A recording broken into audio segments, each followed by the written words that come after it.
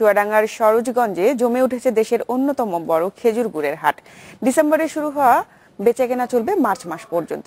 এবার কমপক্ষে 20 কোটি টাকার গুড় বিক্রির আশা ব্যবসায়ীদের।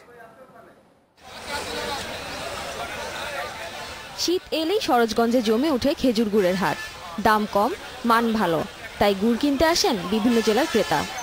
এখানে দানা গুড়, ঝোল গুড় সব রকম গুড়ই পাওয়া যাবে, কিন্তু এখানকার গুড় ভেজাল হবে না। বাংলাদেশে এখন পর্যন্ত সরোজগঞ্জে খুবই উন্নত মানের গুড় হয় এখানে। বিক্রেতারা বলছেন 10 থেকে 12 কেজি ওজনের এক ভার গুড়ের দাম সর্বোচ্চ 1000 টাকা।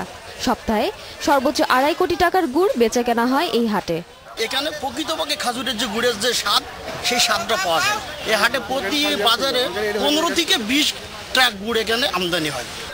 কৃষি বিভাগ জানিয়েছে 3,68,000 খেজুর গাছ রয়েছে চুয়াডাঙ্গায়। এসব গাছের রস থেকে প্রতি মৌসুমে উৎপাদন হয় প্রায় 2300 মেট্রিক টন গুড়। প্রতি সপ্তাহে শুক্র এবং সোমবার এই হাটটি বসে, বিশেষ করে গুড়ের হাট। এখানে প্রায় প্রতি হাটে 2 কোটি টাকার গুড় কেনাবেচা হয় এবং বিভিন্ন অঞ্চলের লোকরা এই উৎকৃষ্ট মানের সুস্বাদু গুড় সংগ্রহের জন্য এখানে আসে। সংশ্লিষ্টরা বলছেন সঠিক পৃষ্ঠপোষকতা ও প্রক্রিয়াকরণের উন্নত ব্যবস্থা থাকলে চুয়াডাঙ্গায় আরও ভালো মানের গুড় উৎপাদন সম্ভব।